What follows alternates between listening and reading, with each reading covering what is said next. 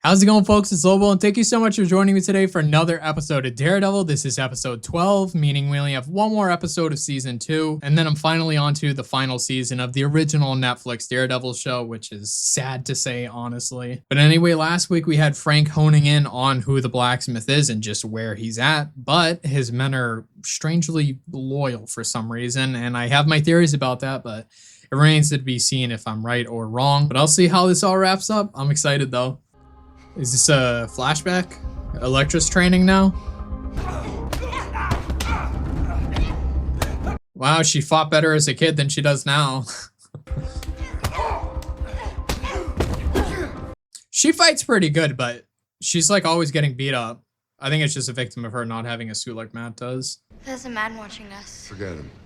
He's not watching them, he's watching me. The fight is that way, girl. Where did you say you found her again? Box of Cracker Jacks.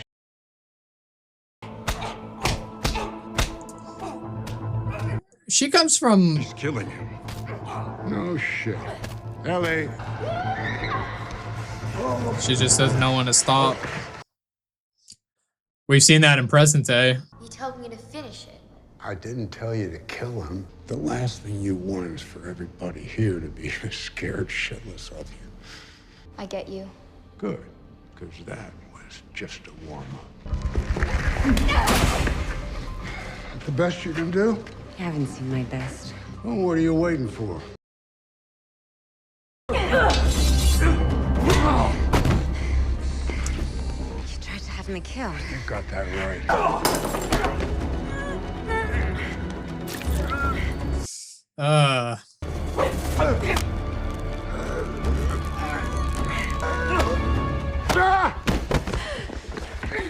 Yeah, break it up, break it up. Get out or get her. That's not happening, Stick. You're just another old man, jealous of his disciple.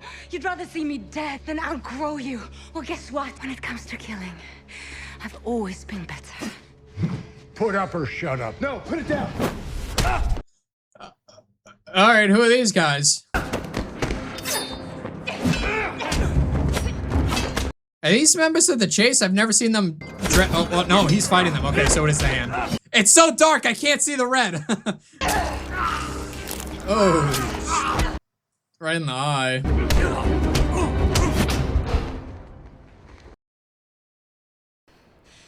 They're gone. Ninja vanish, baby. Yeah, they took Stick. They took Stick. Why does Stick want you dead?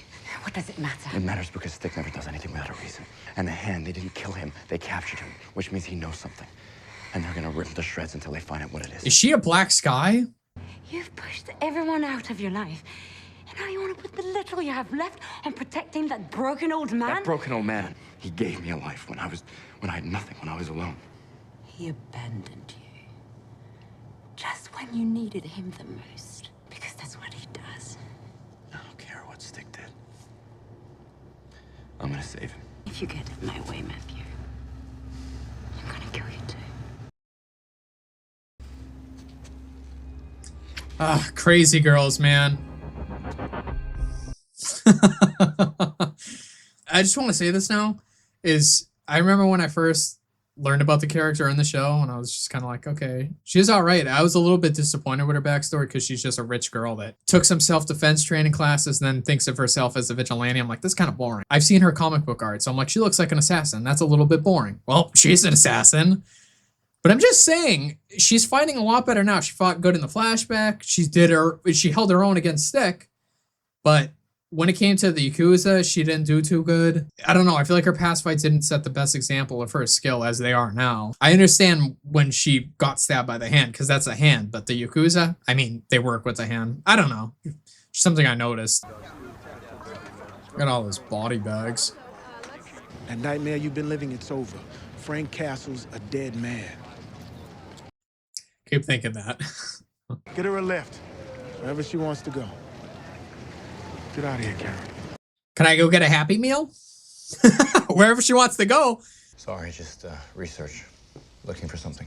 Sorry I didn't visit you in the hospital. You told me to move on. That's what I'm doing. Nelson and Murdoch was never just your job. It was you. You're there for every client who comes through the door. Rich, poor. You gonna try to convince me it's worth another shot? No. Group that I've been following. They move through the city and then they just disappear like magic. I thought maybe they might be using the subway tunnels. Only if they're idiots. My grandfather used to tell me stories about abandoned railway tunnels. Best thing to ever happen to bootleggers like Grandpa. Said he could go for miles without seeing daylight. A lead to follow. Thank you, Foggy. That's really good work. Thank you. That's what I do. Did you want me to convince you? Of what? This. Was hoping you would. Relieved when you didn't. Last step was us both admitting it. Now, we're done. I wish Matt would try harder. It's been bothering me this season. The whole way's been going about his own personal life and his life with Karen and Foggy. It's not what I want out of him, and I want him to do better. I get it. He has his hands full with the hand. Couldn't get past the last hurdle. Enter Foggy. Boom, just like that. And you want to have him walk out the door, so to speak. I just don't like it. How's the story come? There isn't one. How do you figure? Because everyone is dead. Reyes, Blacksmith, Frank Castle, they're all dead. Stories don't disappear. They change. They become different stories. So why do you still care? Because he is not a psycho murderer. But no one, including your paper, ever mentioned the fact that he was a father. So is this story over? When I was editing, it was either the last episode or the one before, there was something in the newspaper about her brother, which I think he's dead, unfortunately, in like a car accident or something, but it's never popped up in an actual conversation. So we'll see if that ever surfaces in the future. They're slowing their heart rates. You can still hear the swords, though.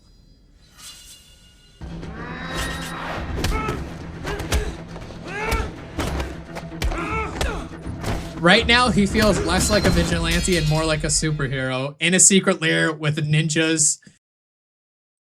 This is the real character development here. Oh. God, I didn't even see that one coming. He's gonna quite literally follow the trail of blood. They haven't been home on a Friday night in years. It's Clancy Brown again! Glad you're writing this article about Frank. The real Frank. During the trial, you talked aloud about Castle as a Marine. Talked about respect and gratitude.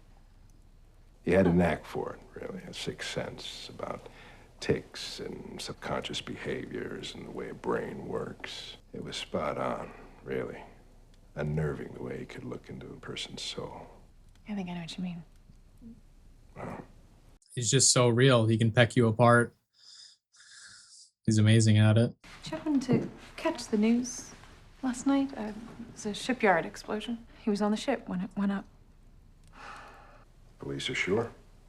Well, they don't have an ID yet, but... You know, I was at the docks all night into the morning watching them just pull bodies out of the water, and there's no way anyone could have...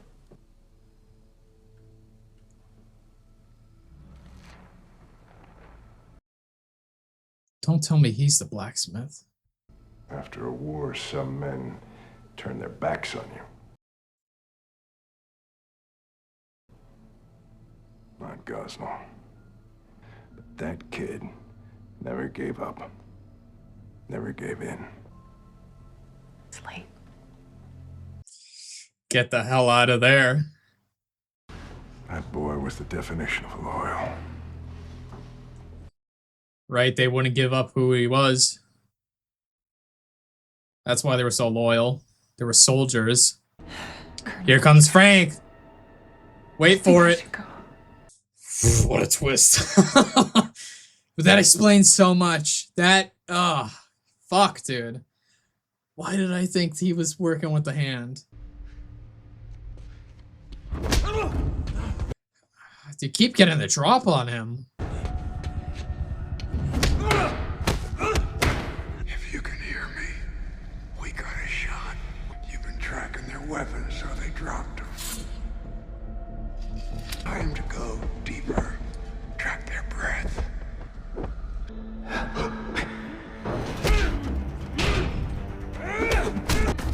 He's like evolving technically. Relax, Shiro. Mo sugu haku daro. What are they looking for? Come on, Frank, where are you at? Where are we going? Start the goddamn car. Clancy's so scary.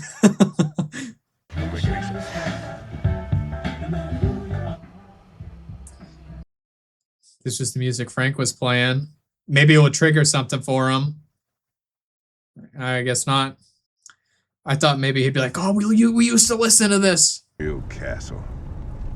Like you cared about him. Here, pull over here.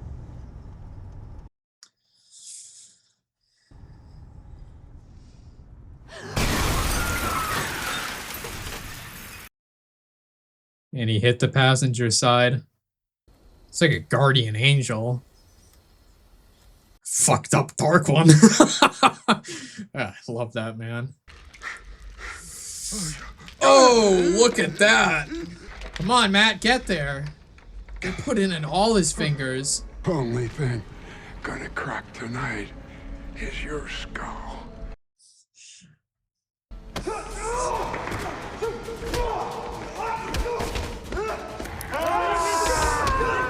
Oh, he bit him.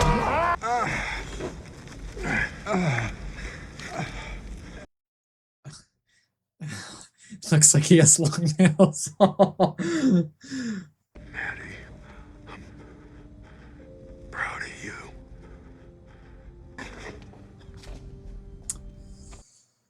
Oh, come on, not now. Why don't you scurry out of here and let me finish what I came to do?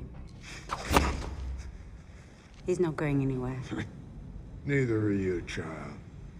They got you right where they want you. Tell them why we're all here tonight. You, the loyal one, and it. It. She's definitely a Black Sky. Something I've been thinking for a while. But she comes from a rich family, right? Her parents just let her go away? Unless that was a lie and she actually doesn't have any parents. Then how'd you get all that money, though?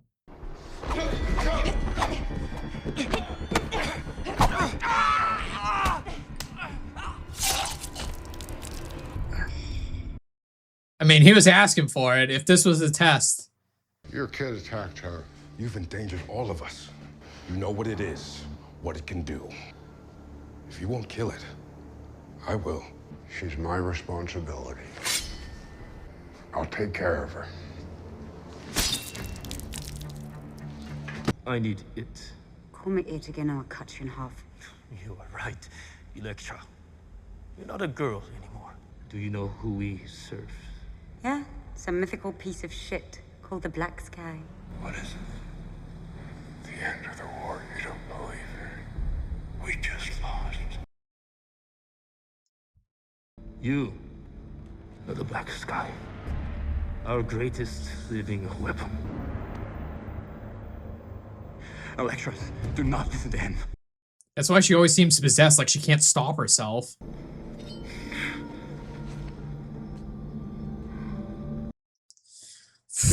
A lot of crazy twists this episode, man.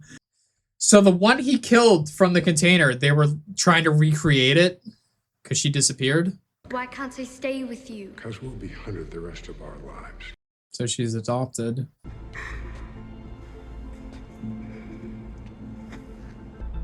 I am the enemy of the hand.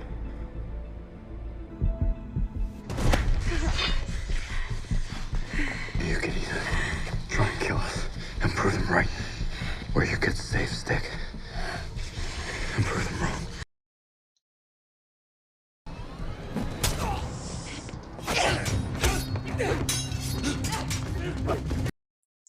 She's getting him out.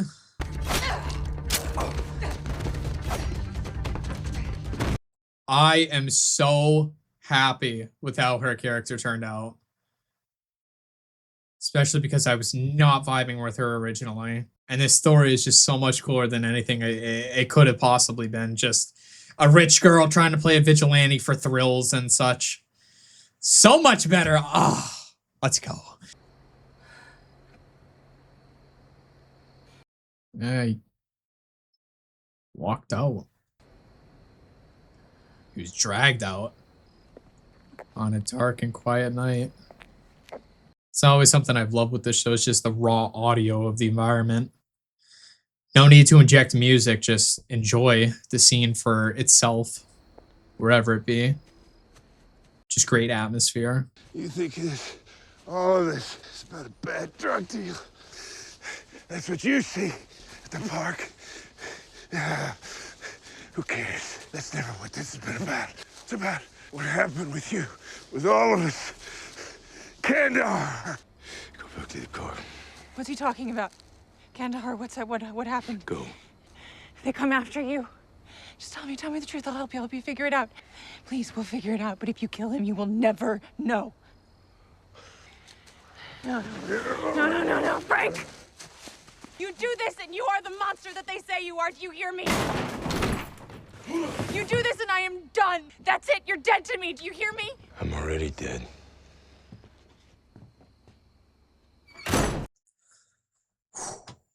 What's he talking about, though? Come on. They call you the Punisher. Prove it. One shot. One kill. You taught me that. You stupid son. Still want to kill me? Yeah. But he'd be pissed. Matt didn't come to rescue me. He came to save you. I don't need to be saved. From yourself, girl.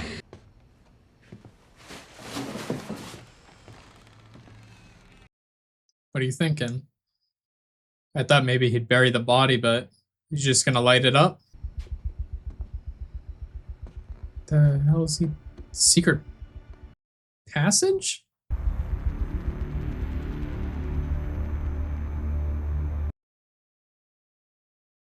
I mean, he took Karen to this location. So maybe it was a storehouse? Pretty much so.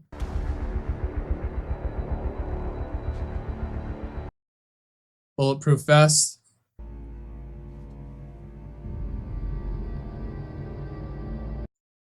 What's he thinking? Is he just gonna keep going? That was a good hit.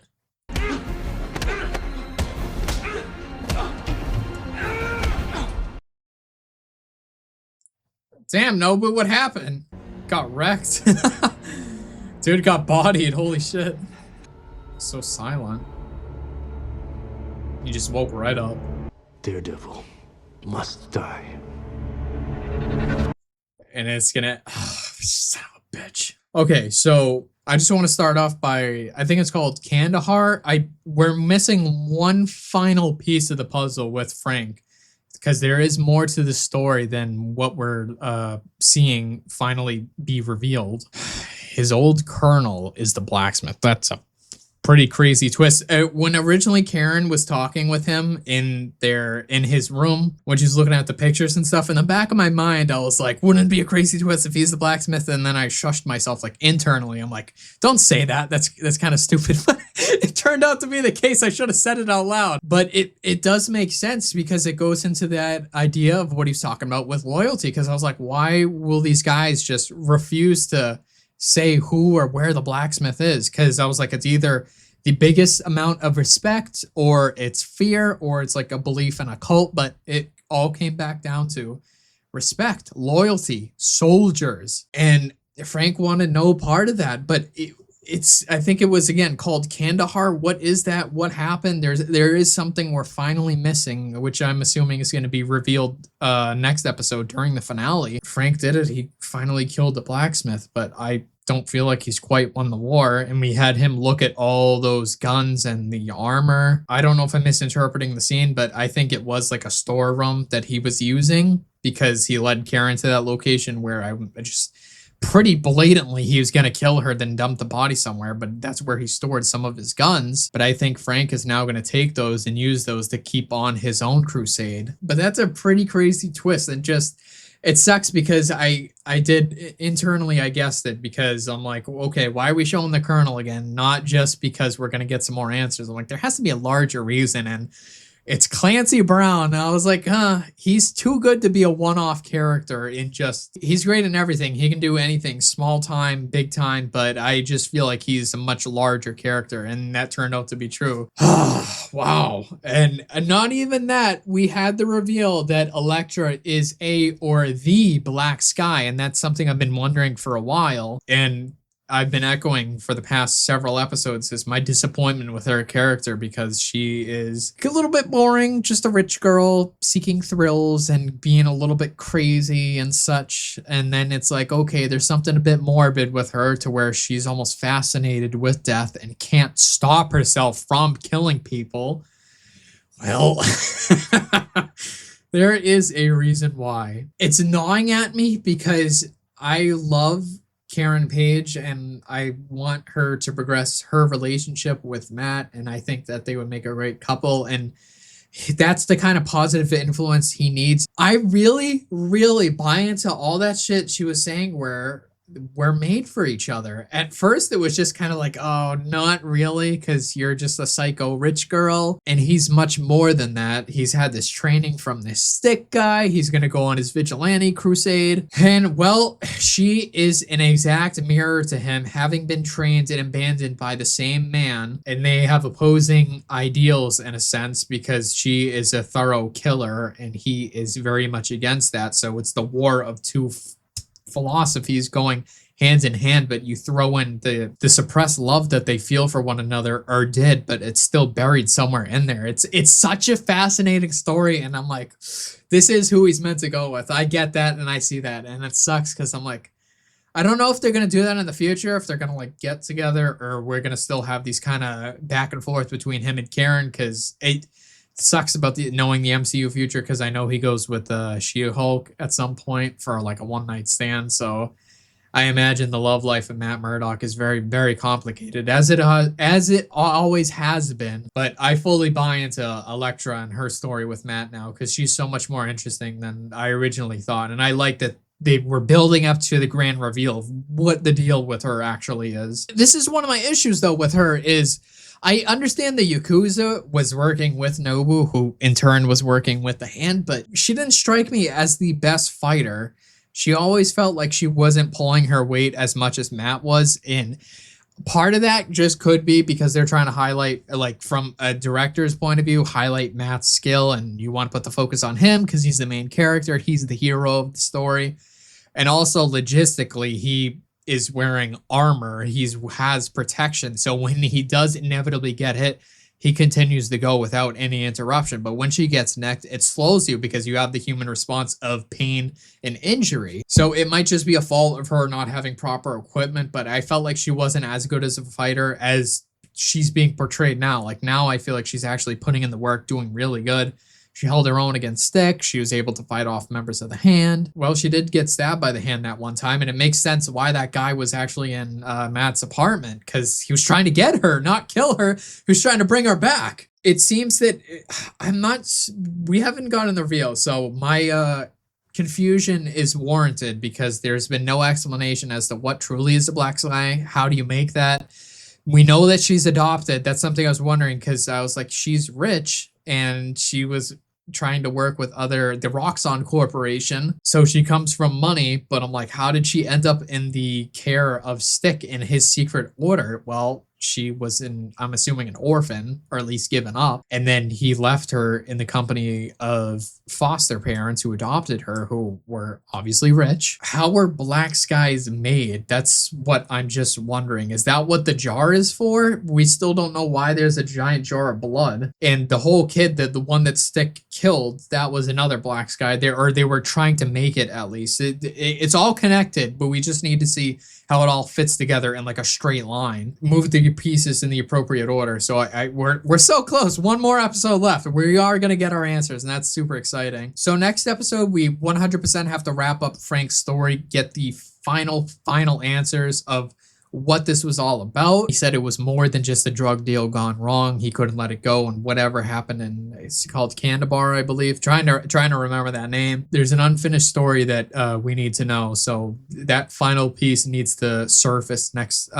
episode during the finale, and then how Elektra's story wraps up. So there's a lot of exciting things ahead, and this is just going to reinforce what I've been saying is, I don't know, maybe it was just like a small people making a bunch of noise, but something I've seen on comments in the past and just on social media whenever anybody does their rankings, it's been the sort of universal claim that season 2 is the bronze medal of the original 3 Daredevil seasons, and I'm just putting this above season 1. Nothing I've seen where I'm like, you could say because of Fisk, but we got a bit of Fisk this season. We got him. We know he's coming back. He's working behind the scenes. Like, that's great. I don't know. I think this season, I prefer it, and I just think objectively it is better. I'm gonna say it. I think it is better than season 1. Fight me on that. So I'm truly looking forward to how this is all gonna conclude. Maybe it just has like a terrible finale. So maybe that is the case, and I'm gonna be disappointed next episode. I hope not. I hope that it's able to deliver on the quality that we've had so far. I believe it will. So next Wednesday, come and join me for the finale, and we'll have a discussion on what I should do about season 3, the Punisher spinoff, and the Defenders and such, how I should navigate that. But again, that's just all next week during the finale. So until then, have a great rest of your day, rest well, and until the next.